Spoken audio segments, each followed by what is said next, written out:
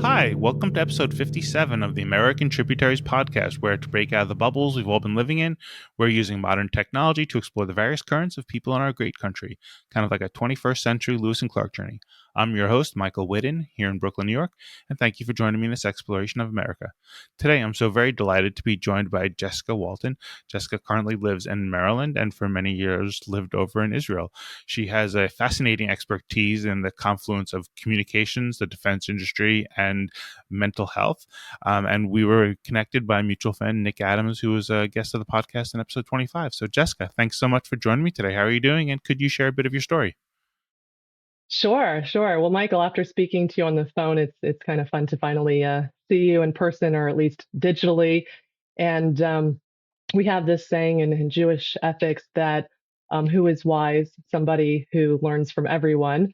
So basically, you're a wise guy. And I think it's great. I mean, I think what you're doing is great. I think, giving people the platform to tell their stories and, this appreciation of the great diversity we have in the US. I really like what you're doing. So, thank you for inviting me onto your show. Wow. So, what's my story?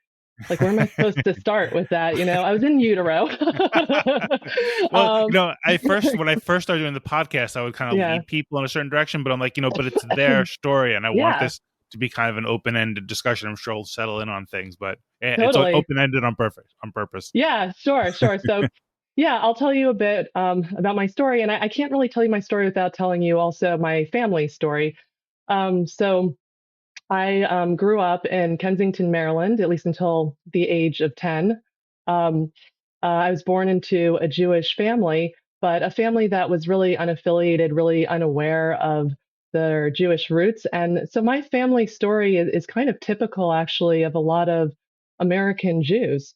My great grandparents came from the shtetls in Eastern Europe, think like Fiddler on the Roof style, you know, and they were religious, like practicing Jews, like most Jews were at the time.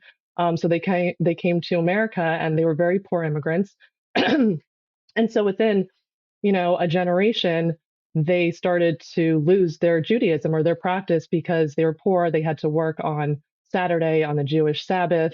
They couldn't necessarily afford a nice Jewish education for their kids. So very quickly, again, like most American Jews who are originally from Europe, were coming over here and kind of quickly losing their roots, quickly assimilating. And so my parents, they're both New Yorkers, and they, didn't know that much about their roots.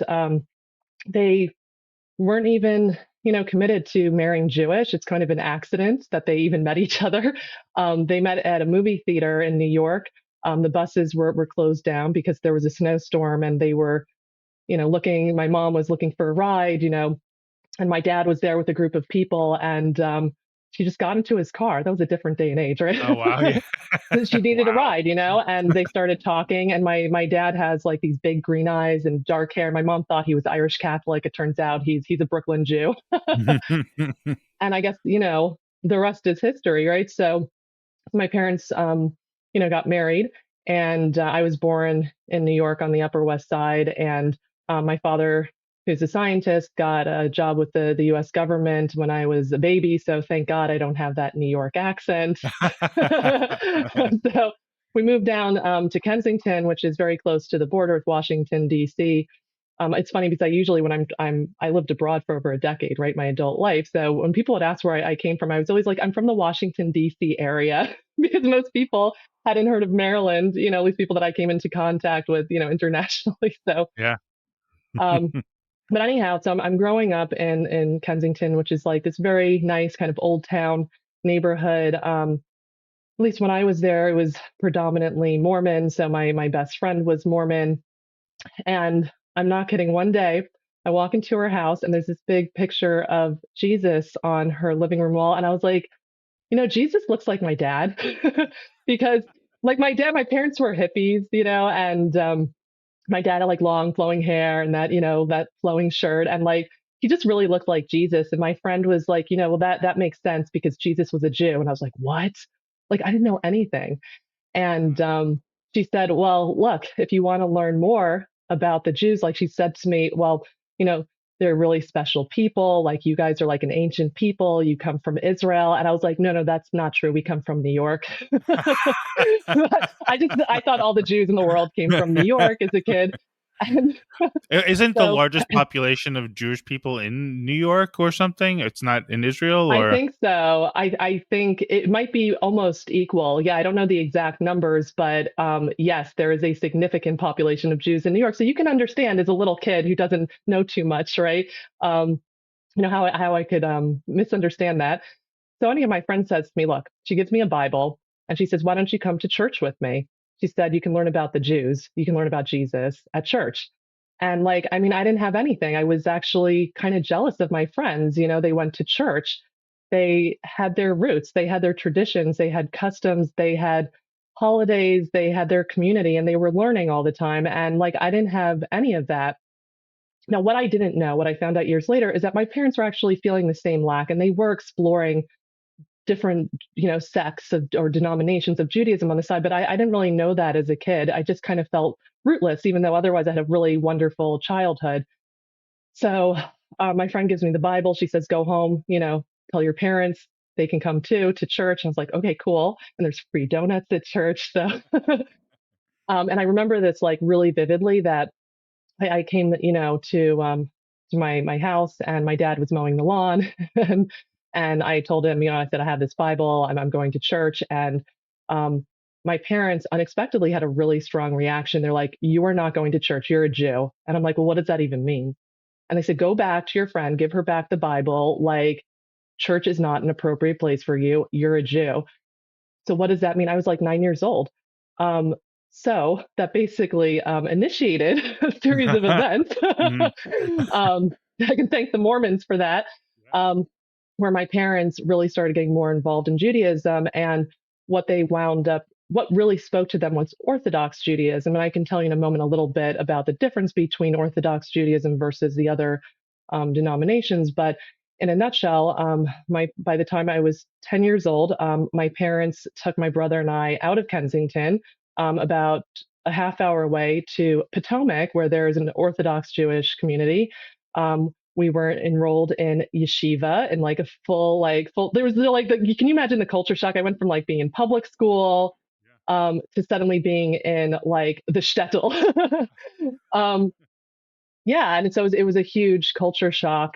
But I didn't rebel. I didn't try to run away from it because I was like, I'm going to stick this through because like I really want to know where I came from. I want to be connected to something bigger than myself.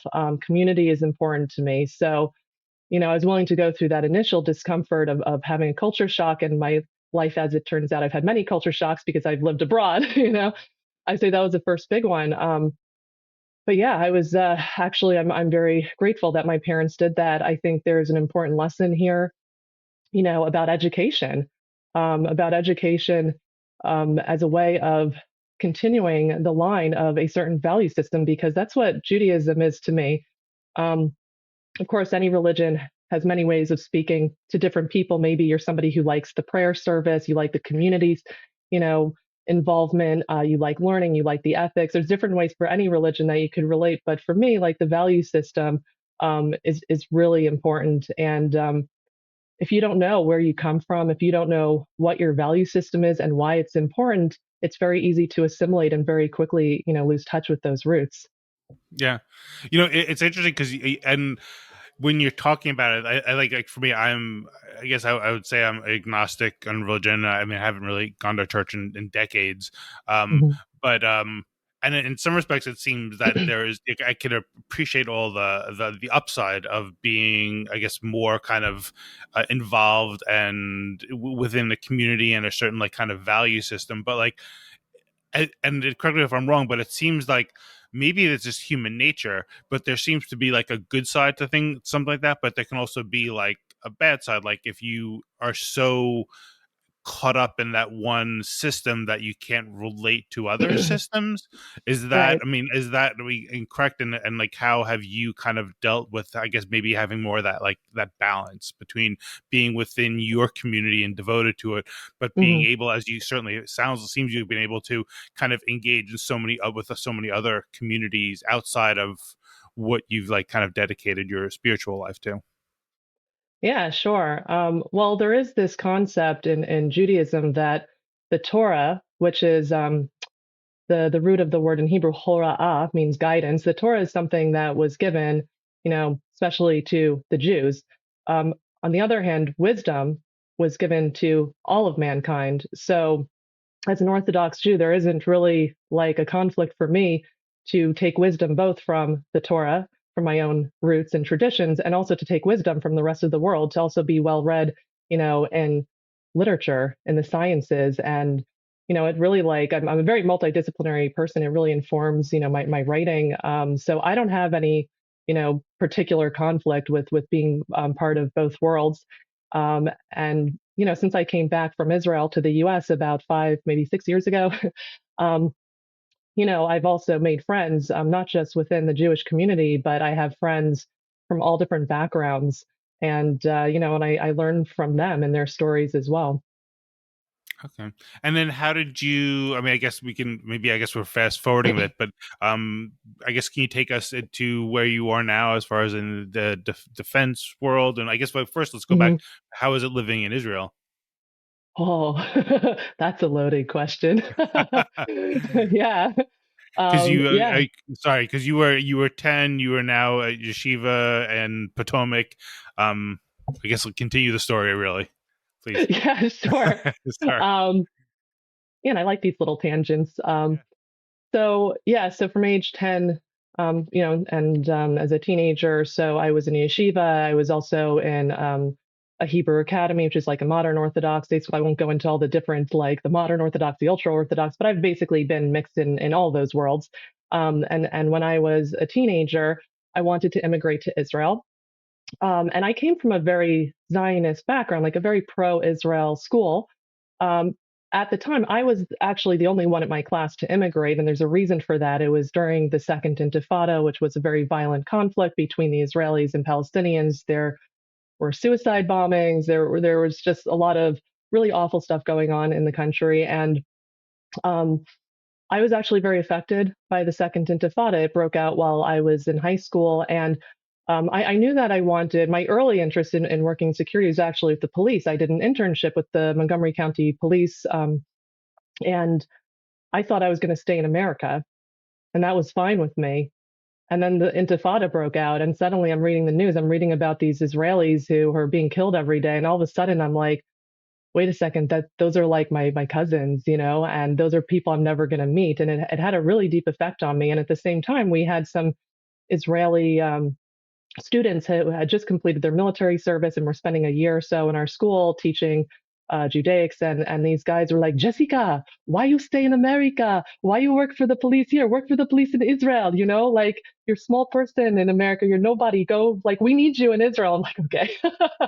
They're very funny, very charismatic guys. So those things kind of came together, and I just decided I want to go to Israel. I want to see how that goes. I have zero adult life experience. My Hebrew was like, you know.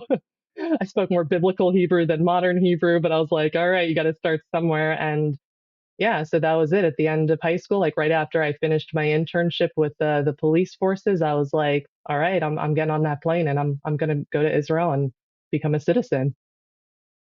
And then, so how were you did your parents stay behind? Were you going there by yourself? Just me. It was just me. Wow. Yeah. And did you have a place to stay, or what was set up? What was waiting for you in Israel? Yeah, I was initially in the dorms. I Okay. enrolled at the criminology department at Bar-Ilan University, which is right outside Tel Aviv in the suburbs.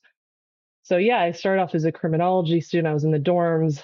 Um, I didn't jive really well with all the rules of the dorms, so very quickly I moved out to an apartment. um, but anyhow, yeah, I was a criminology major, so I thought like things are set for me. And this is kind of a theme in my life where I thought like my path is set, I know where I'm going, and then suddenly everything changes. So I failed out of the criminology program because my Hebrew wasn't good enough. Like I was taking multiple choice exams in Hebrew. I went from like a 6 week summer program of intensive Hebrew to like jumping into the university, which was stupid. I mean, I should have, been more patient, spent a whole year learning the language. But anyhow, I jumped in. I failed all my courses. And then I had to make a choice. Like, do I go back to America and study criminology, or do I stick it out in Israel and just find something else to study? So in my classic impulsive teenage days. I said to, the university administration, what can I study in English? They said, well, we got English literature and we have a business program. And I'm thinking like, well, I'm not really good at math, so I don't want to do the business program. I was like, all right, let's do English literature. Seriously. And I made it sound to my parents like, oh yeah, I really thought this out, but like, no, I just wanted to stay in Israel. I was like, I just want to get a degree. And it set me on this whole other path. It turned out to be an amazing program at Bar-Ilan. And that was my first step into the storytelling world.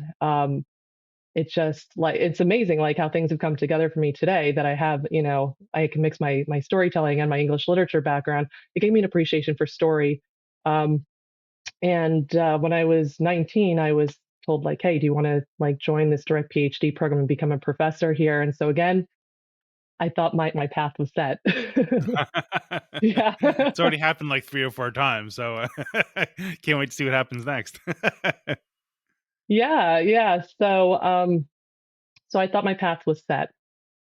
So, I've told you basically I was this clueless immigrant. I had no adult life experience. Things were very hard for me, um, even though it was a path that I chose. So like no self pity, but it was hard. And so when I was in this apartment building in Givat Shmuel, which was like the little like town right where or the neighborhood right next to the university, I bumped into this guy in the elevator. His name was Roman. So he was about like 4 years older than me. He's an immigrant from Russia, from Siberia. So he came when he was younger to Israel. He's 13. Very interesting guy. He had previously been involved in local criminal organizations, but then he, let's just say, cleaned up his act. And when I met him, he was serving in an elite commando unit in the Israeli military or IDF. And he really took me under his wing as an older brother, like protected me from, landlords and stopped me from making all kinds of, mistakes as an immigrant. He really like looked out for me. And as a result, I was hanging out with him and his crowd of interesting, involved security professionals. And that was when I started to kind of get back in touch with those roots in criminology, right, or in the police. But it was suddenly bigger than just law enforcement. I was interested in national security. I came to Israel during a war. Like a year or two later, there was a territorial pullout from the Gaza Strip. That was a huge issue. Like that had major implications for Israeli national security. And then right after that, we had the second Lebanon war, and so you can't not be aware of the national security situation when you live in Israel. And so there you go. That was also the beginning of a transition to, another path of, my interest in working in the security field. That was at least the seeds were planted then. Mm-hmm. And so there is compulsory service in Israel, right? Yes. Did that also affect, like, did that also affect you? So not at the time. When I immigrated as a teenager, I was actually exempt from compulsory or mandatory service for two reasons. One was I was an immigrant without any family in the country, which would make me, quote, a lone soldier. Um, and the second thing was I came from a religious family, and it's a whole complicated political thing between like the rabbis and the Israeli military. But basically, like Orthodox Jewish women are not required to serve. They're encouraged to do volunteer service. So I was actually exempt at the time from the military. I only served in the military later on for different reasons. Mm-hmm. Okay. And then, and were you, I mean, I guess during all that conflict, like, were you in danger? Like, I mean, either like immediately, I mean, did you encounter really bad situations, or was it just kind of always on the periphery? What was that like? Yeah, I mean, I had some close calls. I'm very lucky. I was never involved directly in a suicide bombing, but on two occasions, I was like at a bus stop, and about 10, 15 minutes after I left, there was a bombing there. Wow. So I've definitely had close calls. I had a boyfriend um, who was originally from France, so he was an immigrant like me, and he almost died in a suicide bombing. He lost hearing in one ear. So yeah, so like I said, I'm lucky that I was never involved in a shooting or suicide bombing, but it was definitely all around us, and it was scary. You always felt it in the air. Mm-hmm. Um, I guess for a frame of reference, only to say I can't imagine what you'd be going to do, but I remember just like I was in New York City, for 9/11, and I wasn't even I wasn't even there at the World Trade Center, and for months afterwards, it was like I always felt on edge, and that was just from like one incident. Yeah. I mean, it was a huge incident, but it was just that one incident. So I can't imagine like how, man, I don't know if this connects to your focus then on mental health, but I mean, as a civilian, you're basically constantly living with the threat of war, which I think is almost probably as bad in some respects mentally as being in it, because you don't know when it's going to happen. You Is don't know that when it's going to end. You also right? just don't know when it's going to end. And it's like, okay, it's not like a war also only happens during daytime. It happens at night. It disturbs your sleep. You're running to bomb shelters. And then, Israel's a small country, so you have your friends who are, in the reserves. They're going down, to fight wherever, or up wherever they have to fight. And it's very stressful, like waiting to hear news. Is your friend coming back alive? For sure. But I also don't want to accidentally portray Israel as this like constantly war torn country in between these conflicts. And yes, unfortunately, they happen fairly frequently, like every 4 to 5 years. But in between, Israel is like a very normal and vibrant country, and you can live a very good life, a very normal life. I guess that's all relative, right? Yeah, yeah. It's definitely a quirky country, but there's a lot going on in Israel beyond just the wars that we experience. Okay. And then you said you did end up serving in the military somehow.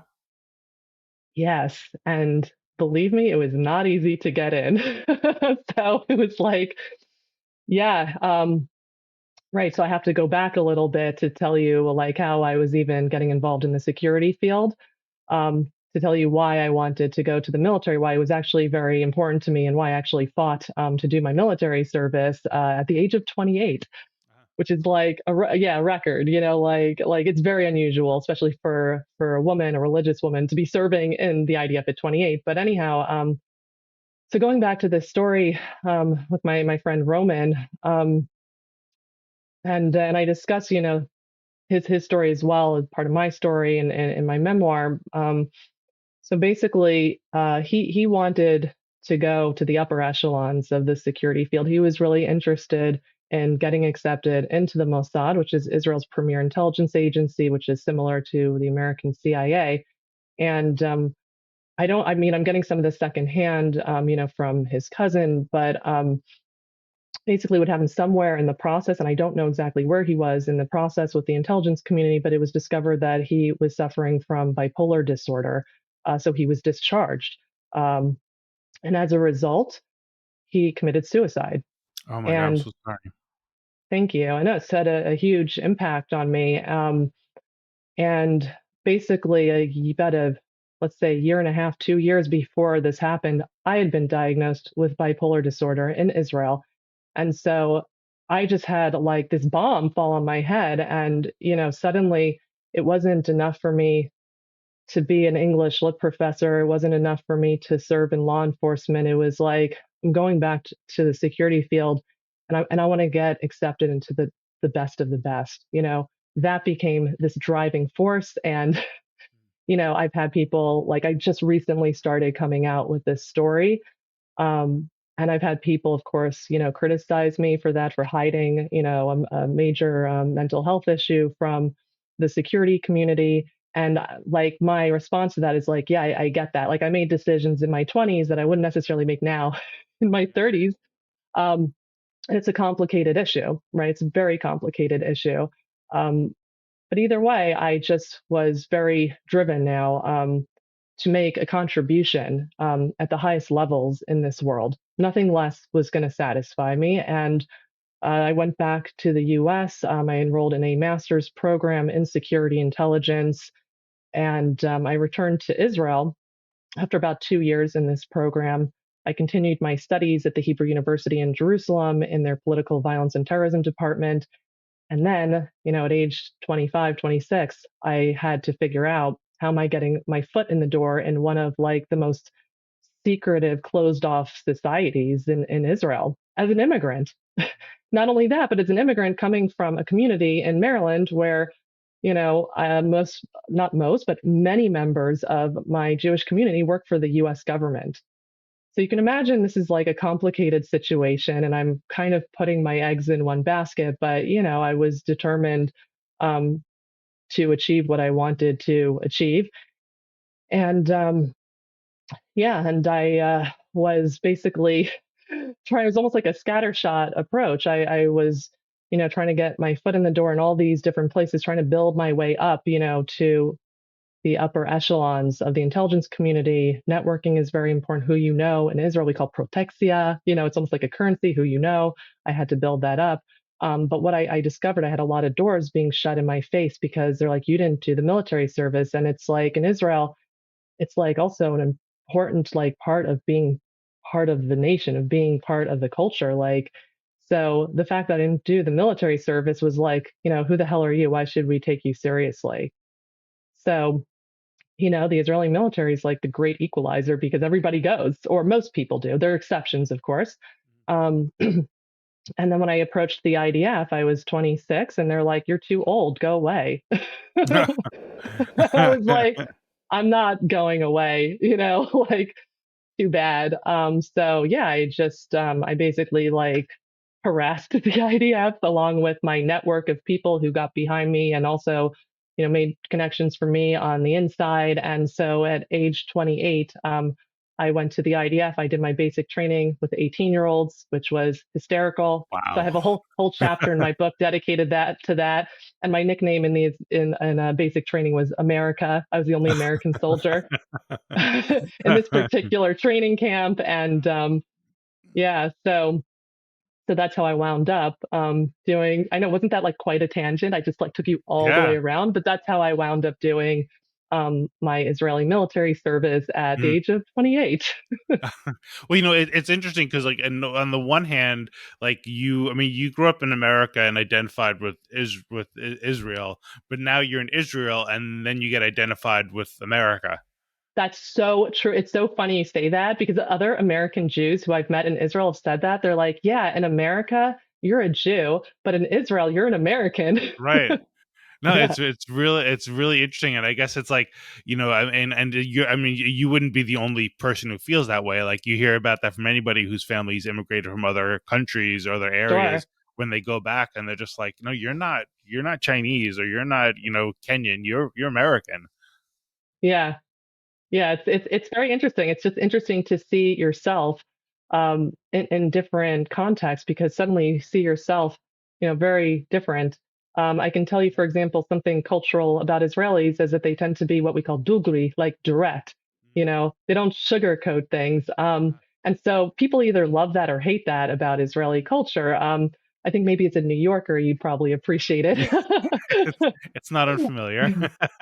And so I always thought that I was kind of like growing up in the US, like, oh man, I'm, kind of direct or whatever. And then I come to Israel and I just feel like kind of muted, like, like, wow, I'm really diplomatic compared to the people here. So yeah, it's very interesting to see yourself in these different environments or contexts. Yeah. So then in your service, what was your assignment? Oh man, see, that's also like a loaded, a loaded question because where I was supposed to go is not where I actually went, and there's a whole story behind that, which I can't really tell you without like giving away some key points in the Okay. memoir. Yeah. But I can tell you that basically I was supposed to become an intelligence officer, and I went through some pretty crazy tests and interrogations to obtain a top secret clearance. Um, and so at the end of base, and I just really I went through hell like to get to where I wanted to go. Um, and then at my last night of basic training in the desert, I got a phone call, a mysterious phone call from headquarters telling me, "Don't show up to work tomorrow. Don't contact the Israeli intelligence community again. Like we don't want to deal with you. Like keep your distance from us." And I was like, "Whoa, what the hell? Like what's going on?" I found out later what happened. It was a huge misunderstanding. Again, you'll find Wow. out if you read the Okay. book, but Yeah. yeah, so basically they just said like get out. We don't want you in the military. So again, it was a huge misunderstanding. I didn't know what was going on at the time. But again, thank God I had this network of friends in the right places who fought for me, and basically helped me stay in the IDF, because I realized if they throw me out completely, I'm like persona non grata in the security community. I'm not going anywhere. So I got to stay in the IDF and I got to fix this. I got to figure out what just happened. So where I was supposed to go, which was becoming an intelligence officer, is not where I wound up serving. I wound up serving in an operations division at Glilot base, which is right outside Tel Aviv, in a unit called Toha V'Hadracha, which is I think about that in English, the division of doctrine and training. It was a very kind of interdisciplinary, more academic level unit. So I was actually the second youngest in this unit. So I went from being the grandmother of basic training to the baby of my unit. And while I was serving in this unit, I was trying to figure out what the hell just happened to my clearance. Where do I stand with the Israeli intelligence community? And you know, it wasn't easy being in the Israeli military. It's kind of like Israeli culture times 10. Like everything is magnified. It's not easy for Israelis either. Like they just come out of high school. They're Yeah. kids, right? And they're Yeah. just thrown into this really intense world.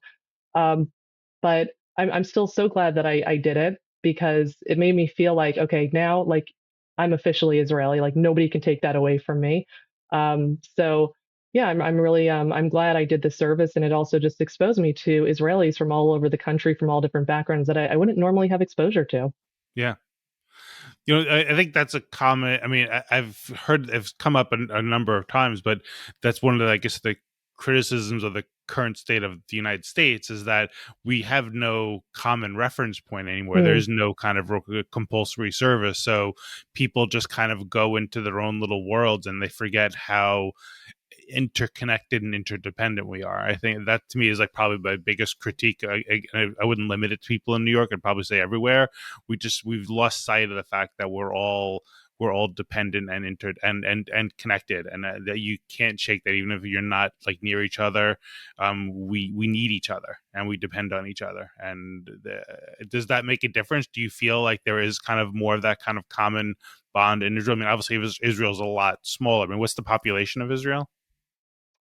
oh man, I think it's around 7, 8 million. Oh my God, Okay. I should know this. It's such a basic figure. I was like so scared. Like I'm getting on this call with Michael. It's totally unscripted. He's going to ask me something I don't know. I think it's around 8 million. No, just yeah, just It's ballpark. So it's around the eight size. 8 million. Yeah, Okay, but it's not all Jewish. right. About I mean, we're the majority, but Israel's about 20% Arab, and I'm not talking about Palestinians who are not citizens, or most of them are not citizens. Whole complicated situation there. But the Arab Israelis, meaning the Arabs who have citizenship there, make about 20%. So the rest is, yeah, majority Jewish.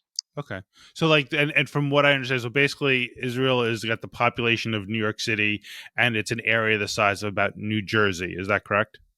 Yeah, if you were driving around Israel, it would probably take you like around 8 hours top to bottom, maybe 2 hours east to west. Yeah. Okay. Okay. Well, that sounds bigger than. Is that because of like checkpoints and stuff, or is that just a straight shot? No, it's a long, skinny country. That's Okay. why. Okay. Okay. So it's maybe the area of New Jersey, but longer. Okay. That's interesting. So, well, I guess when you've gone through both worlds, is there anything like when you came back to America, were there things that you saw about the United States that either surprised you in a bad way or maybe like in a good way after all that time Sure. abroad?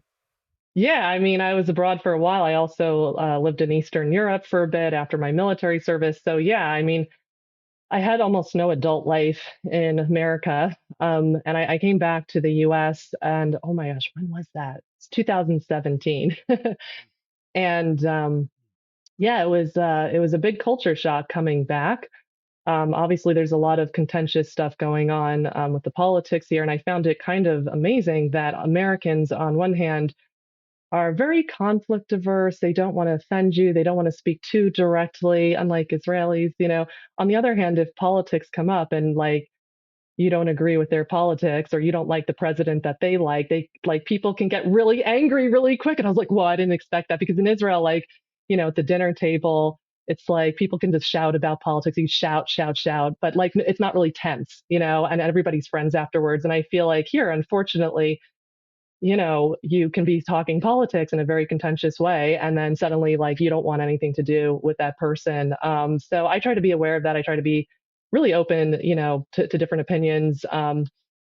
And I don't have to agree with everyone. I don't have to agree with all my friends either, Yeah. So it's okay to agree to disagree. But going back to what you were saying about this issue of Americans, and correct me if I'm just putting words in your mouth, but this kind of lack of cohesiveness. Yeah, like of course, America is a much, much larger country than Israel, but maybe what we need to get back in touch with is our value system, right? Because Americans are diverse. We have, different religions, we have different, ethnicities, and but something that really unites us is our value system. And I think if we lose touch with that, right, like just as I was saying, as a Jew, if you're not educating your children about where they come from and their value system, then you're going to quickly lose it. And I think that's something that we need to articulate more strongly, is what is the American value system that unites us instead of divides us? Yeah.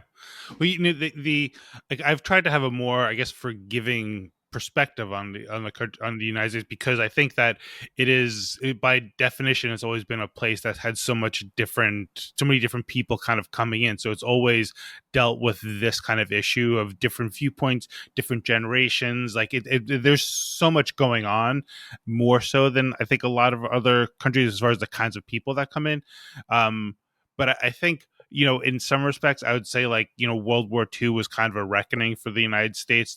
It was a challenge. Like, you've been fighting a war based on all these kind of idealistic principles, but if you turn around, you realize how hypocritical it was. And I think no country is perfect, so I think every country's going to have some element of hypocrisy.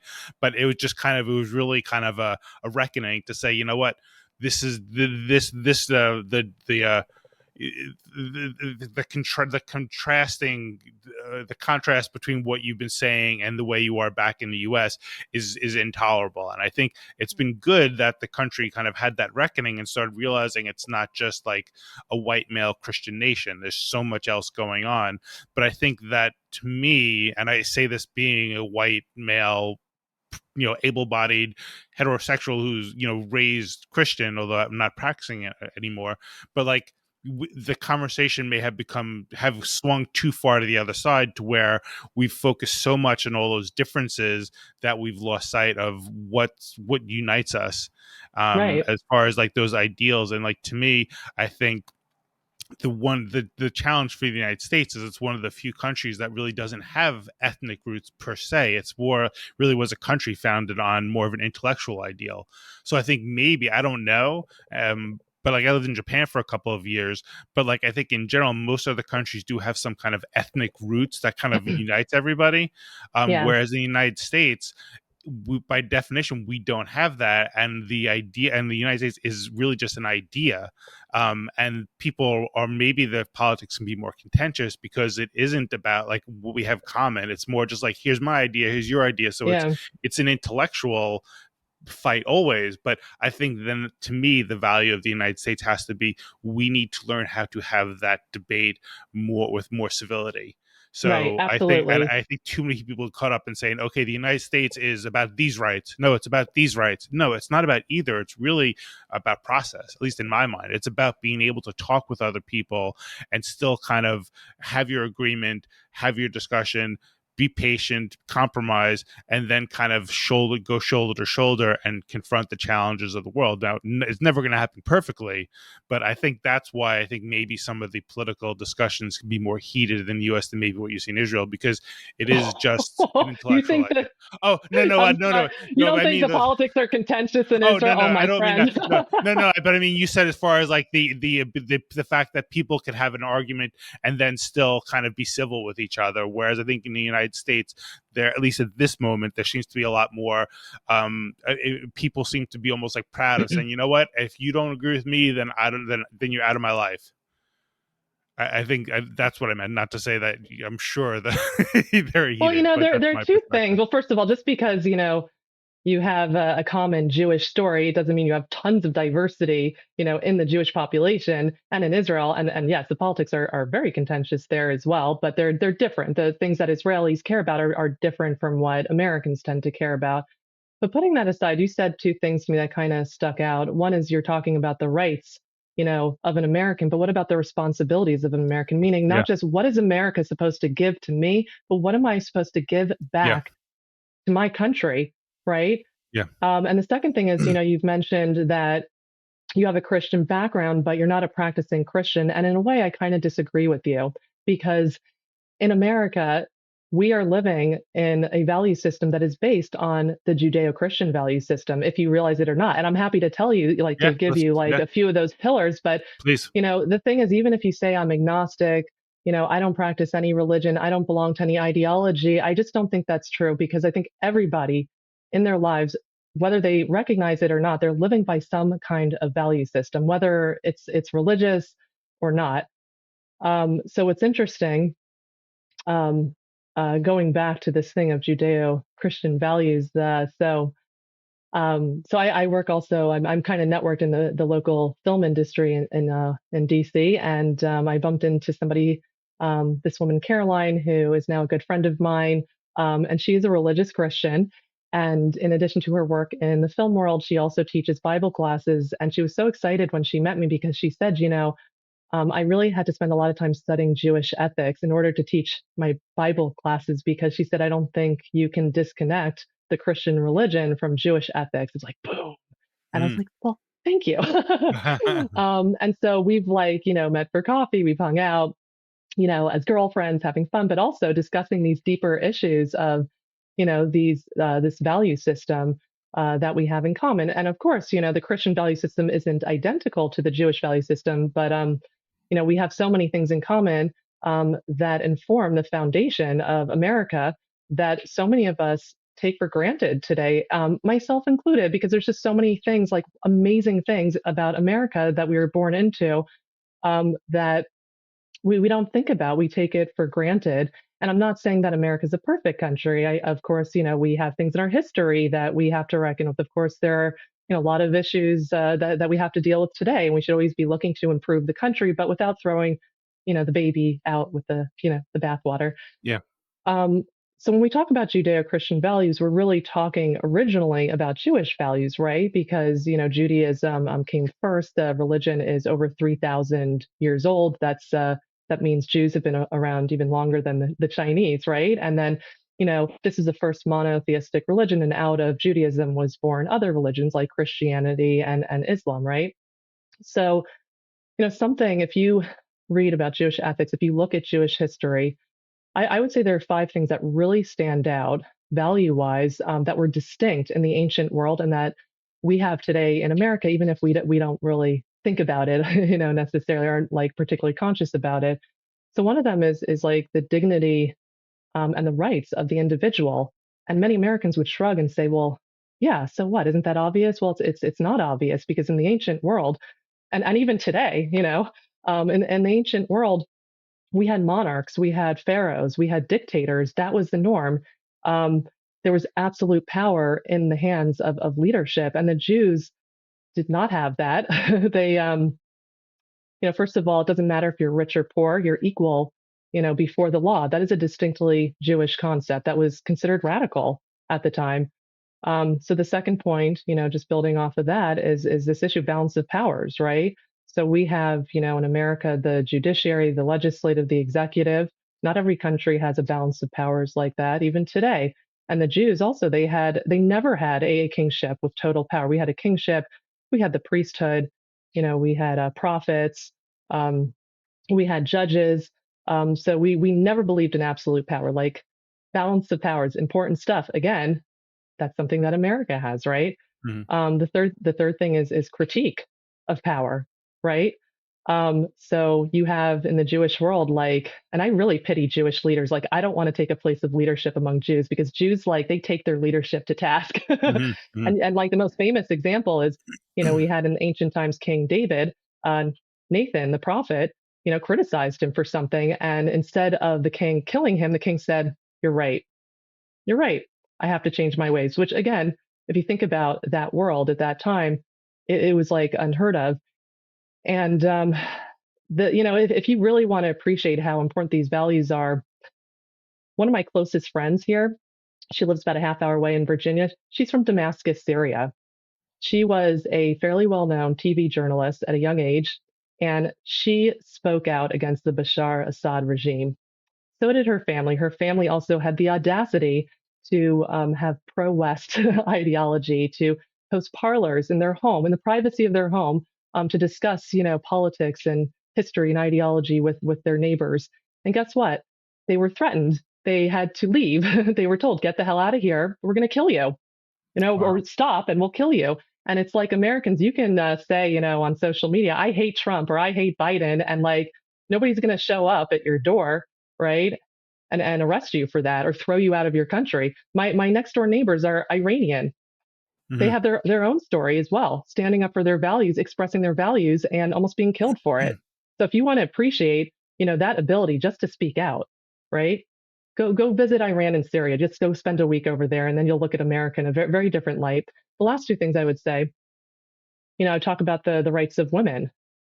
So it might shock you to know that it wasn't until fairly recently in the US, I believe the 1970s, that it was legal for a husband to physically force sex on his wife. And Jews from the very beginning were like, a woman is not the property of a man. A woman has rights too. And it is explicitly not okay to force yourself on your wife. Okay. Again, that's not just something that was like radical in ancient times, even until recently in modern times in the Western world. That is a distinct value that stands out. And then the last thing I would say is, Judaism cares about the poor and the vulnerable. And it's not like a nice thing to do to give charity. It's actually an obligation to give charity. And, you look around America today, I don't think most people think about this, but it's amazing how many nonprofits we have. And we have so many people, especially in the Washington, D.C. area, who care about a cause. They care maybe about helping the homeless or, women from, abusive homes or refugees. And, it's considered like a wonderful thing to volunteer, right? So in olden times, um, and actually not so olden times, if you look at the US and the UK, how they treated the homeless, I mean, the homeless were treated like criminals. They could be jailed, just for begging. So, these are just things that I look at, the Jewish value system. And then I look at, what America has and how special America is. And I just, I wish that more people would see what we have in common as opposed to what we don't have in common. And what we don't have in common, we can also appreciate that too. We can learn from each other. Yeah. Well, the way I've been trying to think about it is more like we have more in common than we think we do, and to the Right. extent there isn't things in common, there is a lot of it that is we can learn from. There's a lot of it that's a strength, and then there's some might be some stuff that is not acceptable, but you don't have, it doesn't make a difference in your life, so just got to live and live. And then maybe there are a few things that might be almost deal breakers, but I think the media at least is so consumed by the few things that they can get clicks on that it's kind of I was thinking about this for like people in the military is that you are in that like constant state of war, and you would do anything if you can for your own sanity to kind of disengage from it. And I think what it feels like media is doing is it's almost taking any conflict from anywhere in the world, and whatever's going to capture the most eyeballs, whatever's going to have the most powerful emotional impact is what you get bombarded with as much as possible. So it's almost like even though you're a civilian and you're thousands of miles away from some conflict, the TV or social media kind of puts it in your on your screen in your face, so you're almost there Yeah. experiencing that combat, but you also have the helplessness of not being able to do anything about it. I don't know, like, big, I guess I don't know what your thoughts are on that, but that's kind of one reason that I've drawn back from frankly watching much of the news at all. Yeah, right. You got to take everything with a grain of salt. I mean, look, I'll just say, like, I don't see myself being able to be friends with everyone. I mean, Hmm. I don't like extremism. I think extremism screws up stuff in the US. It definitely screws up stuff in the Middle East. Um, So yeah, I just like if I see somebody with like a really, really hateful ideology, Mhm. I'm more likely to keep my distance from them than to engage. But yeah, you were starting to ask me about this experience of war. So you're Mhm. asking me like as a civilian, as an American, or as an Israeli? Well, I guess as somebody who's been in the military, and somebody who's been connected to like the mental health world, Yeah. um, how do people in the military cope with it? And then, do you think that in some respects, social media is kind of almost forcing us all to feel like we're on in like a wartime siege or something?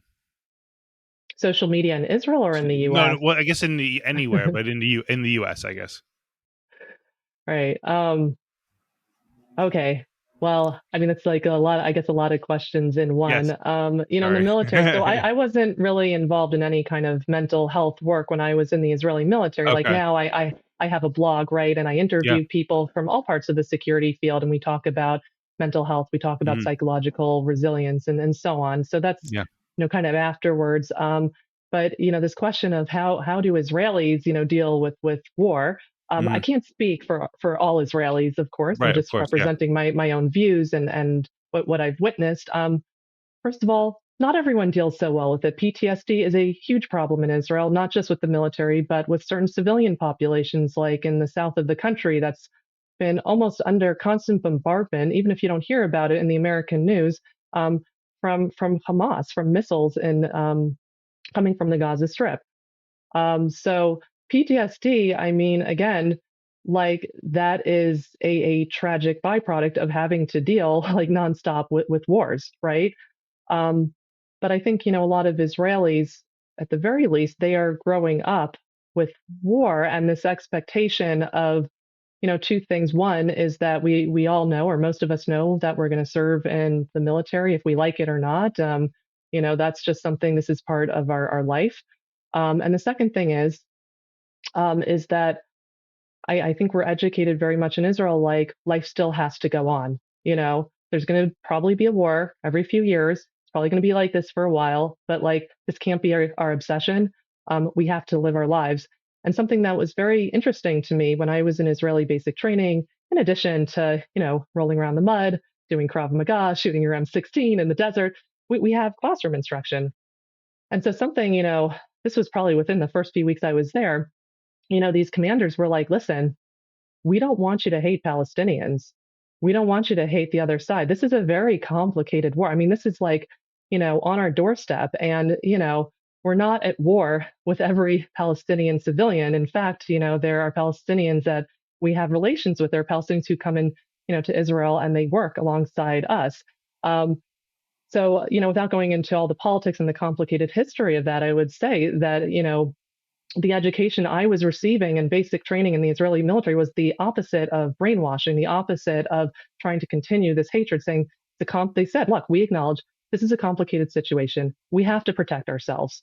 Okay. But we can't, hate the other side. And we have to do our best to differentiate between the terrorist organizations and the civilians. And that can be a very hard thing to do in warfare scenarios. But really just striving not to live in a place of hatred, not to live in a place where war is our life. We still have to live our lives in spite of there being war. I hope that answered your question. Yeah, no, no, it did. So you mentioned you're working on a memoir a few times. Can you talk a little bit about that? Yeah, yeah. So it's currently unpublished. I Hmm. recently completed it, and I'm now in discussions with literary agencies. And Hmm. the reason I have the blog is connected to the memoir because I was told, hey, as a writer, you can't just, throw your book out there and expect somebody to take it. You got to actually have a platform. You have to have followers. You have to have people that are going to be interested in the content. So, that's been a lot of lessons learned along the way.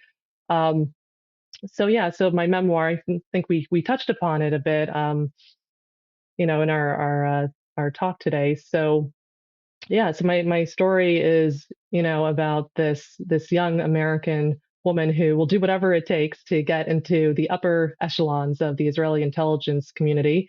Hmm. Um, I immigrated to Israel as a teenager, as I mentioned, in the middle of a war. I met, a fellow immigrant, Roman, who kind of brought me into his world, who looked out for me. And I started to become interested in that world, in the national security situation that was going on around me. And I found out along the way that my friend was trying to get into the Mossad. It was something that was not on my radar at the time, meaning I wasn't interested in the Mm. Mossad. His friends were like, "You should try out for that agency." I'm like, "Oh, okay, yeah, I'm going to be an English literature professor, but okay." Um, and yeah, so basically, his suicide, along with my own mental health situation, along with just kind of honestly feeling like an outsider, feeling like as an immigrant that I'm not quite part of Israel, even though, and I'm not putting down the country in any way, but it's like I'm not 100% Israeli. I also was just, a woman operating in a very macho profession, right? So that had an effect on me. And then I'm also, and again, this is getting, sorry if I fast forwarded a bit, but this is the situation that I was dealing with psychologically in the security field. Is that also just as somebody with a mental health issue in a profession where you basically have to be perfect, you have to perform like with constant excellence, and that was really hard on me. Um, and again, I'm not asking for like any sympathy. Like I chose this path, right? But basically, I'm this like character. I guess I can call myself a character Yeah. who from the first pages of the book what her goal is, or at least the external goal, because she tells you on the first page is like, I want to get into the Mossad, Mhm. right? You're like, okay, that's a tall order, kid. Yeah. But what starts to unfold during the story is not only how is she doing it, which is again still surface level and definitely a fun adventure, but internally, why is she doing it? And that's what gets unpacked throughout the story. And the theme that I was very interested in exploring, I was thinking, I'm very well read in memoir. I love reading memoirs. I actually ghost authored a memoir for somebody in the government back in Israel. So I'm very interested in this genre.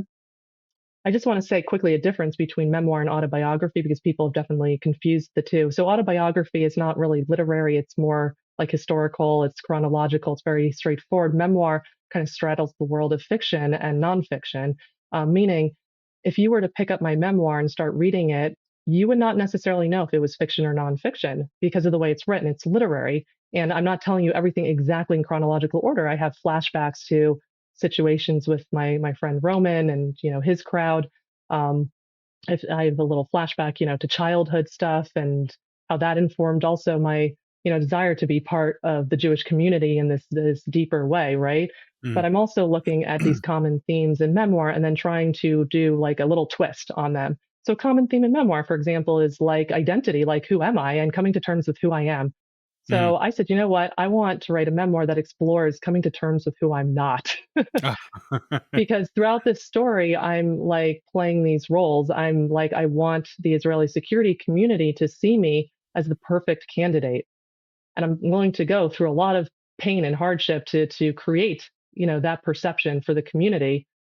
But it's like at a certain point, it's like, who the hell are you? Is that you? And if that's not you, it's like, is that how you want to live? And again, I'm not criticizing the Israeli security community. I think there are a lot of aspects of my story that could be relevant to any security community. But basically, what I learn along the way in this story is that I'm not the only one hiding a Mhm. mental health issue, Mhm. from the security community.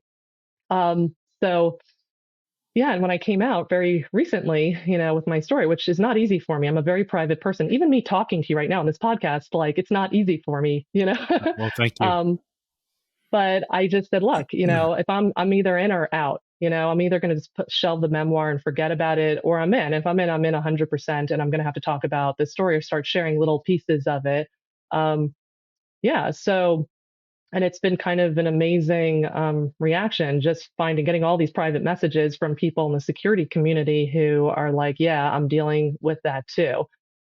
And maybe people who aren't even dealing with a specific mental health issue, but just dealing with psychological issues of loneliness, of, not feeling good enough, of like constantly competing with other like really smart people.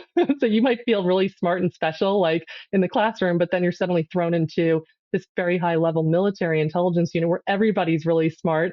Everybody was the top of their class. And then you just kind of feel small in between. So, I just felt like this is a story that's not just relevant for other security professionals, and timely because there are a lot of mental health issues going on in the US security community. But it's also like a story that I really wanted to speak to Generation Z, right? I wanted to speak to the younger generation, which is the age that I am in the memoir, Hmm. which is like, part of finding your identity, carving out your own path in life is not just defining who you are, but also having to be real about what you're not. And also, the importance of an individual's place in community. And I think community, like I've told you from the beginning, is really important to me. But it's like, if you are not happy first as an individual, if you're not well defined as an individual, you're going to have a really hard time finding a satisfying place in a community. So that has to come first. So those are just some of the universal themes that I, wanted to explore.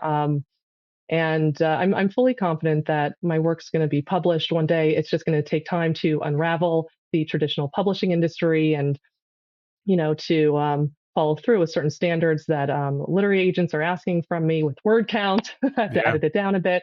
But I'm very committed to it. So, yeah, I don't know what's more complicated, dealing with the American traditional publishing industry or trying to get into Israeli intelligence. You can But, write a second memoir about this, about it's getting going to your be a memoir meta book. memoir. Oh my Yeah. God, that would be so funny. My husband was just joking about that. He's like, yeah, it would be like a meta memoir, my memoir about a Getting a memoir. memoir. Yeah. I'm like, just trying to get it. Yeah, just trying to get published. Yeah. No, Yeah. when I was in the Navy, like I was in the surface warfare, so I was an officer assigned to a ship, and one Oh, of cool, cool. the phrases that came up about that particular community was that like they kind of eat their young, um which was to me like kind of, I mean, it was more like it was kind of like sink or swim, and I don't know if that's a kind of a structural thing, or if it's just kind of like the setting, but it's very hard. I mean, it's immensely hard. I mean, it's really, life is hard for anybody, but I think like when you're in that particular setting where I think bureaucratically they have to just trust people who are very young with a lot of responsibility, and you're in like, the stakes can be so high, even if it's not like a wartime scenario, if it's just like, people's safety and equipment.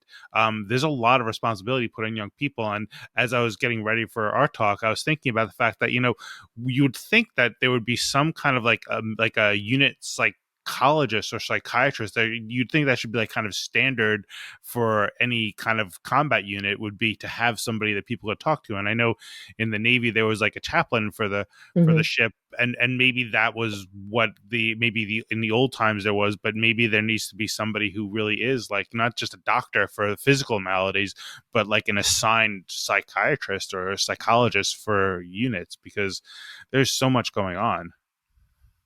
Yeah, I mean, I explore a little bit about that on the blog as well. I was, speaking to somebody recently at a think tank, and that's, a complicated issue too. It comes down to resources and dealing with bureaucracy. But yeah, I mean, if you don't, if your soldiers, right, are the most important product you have to take care of them, or they can't do their job right. By the way, how old were you when you went to the Navy?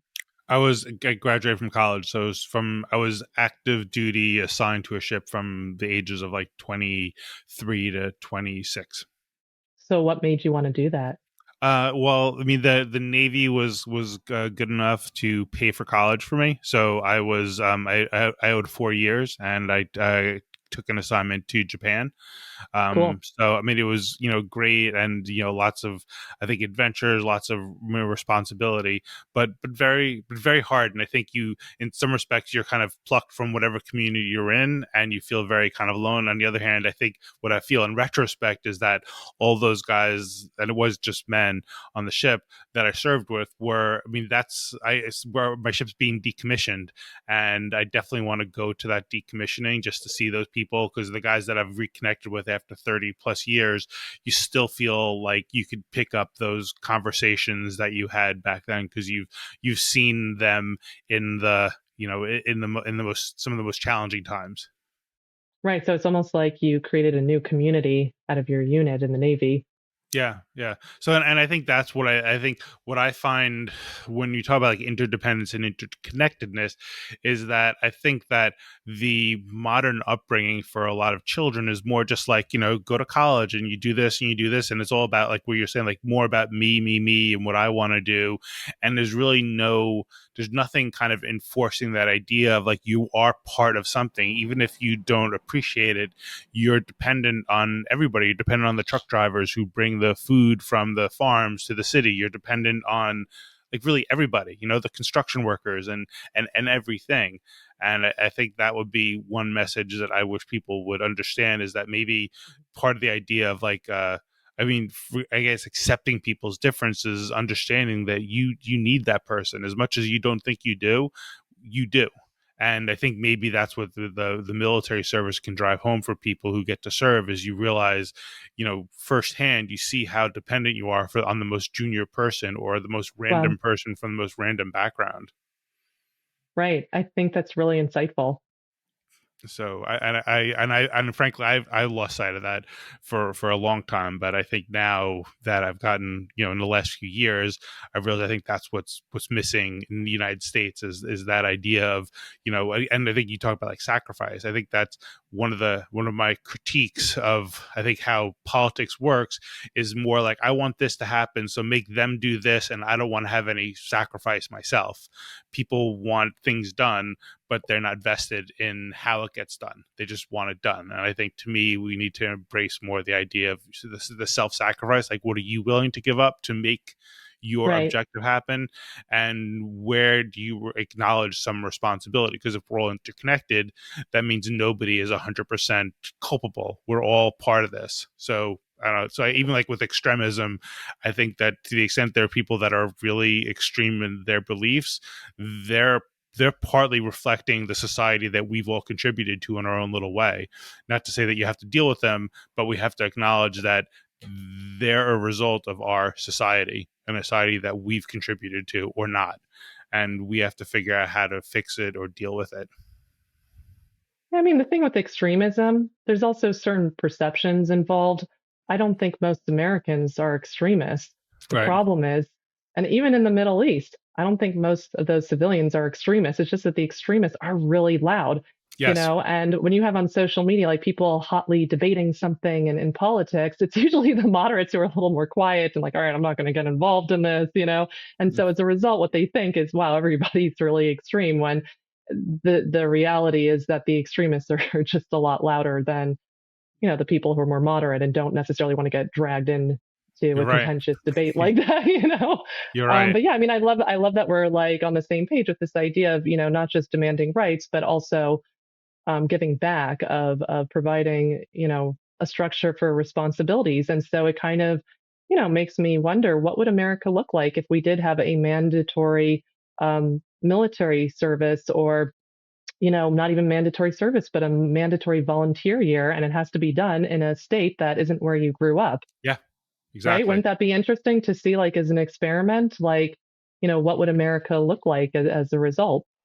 Yeah, I think, I mean, so to me, like there are those old time movies of like the guys in the trenches or something in like World War II, World War I, where it's like there's a guy from New York and then there's the guy from wherever. You get all that mix of different people, and in some respects you get defined by being that New Yorker, but in another respect you're being defined by the situation you're in now. And I think I agree. I think that, again, like people want certain things. Like even during the pandemic, there was a lot of people saying, "We need aid, we need help, we need relief, I need something," but there's nobody saying like, "Hey, we need looks like we need volunteers for something.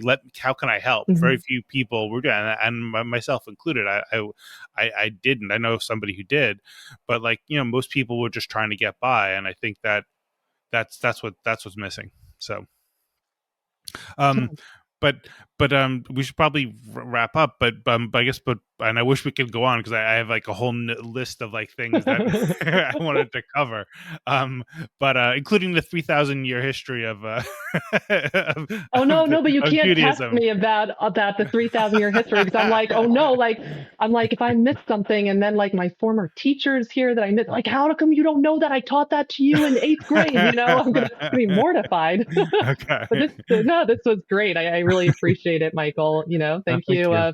for having me on your show, and this was great. I appreciate being able to tell you my story and getting a little bit of your story in return. Yeah, no, thank you. So, and before I wrap up, can I ask what gives you hope at the end of the day?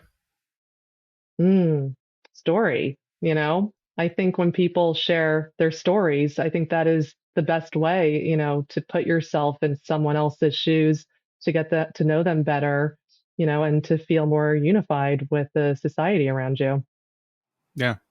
That's great. They're simple and I think so true. I think that to me, when you listen to somebody's story, you're giving them respect. And I think that's like one of the core things that human beings want is just like respect me enough to understand how I perceive myself.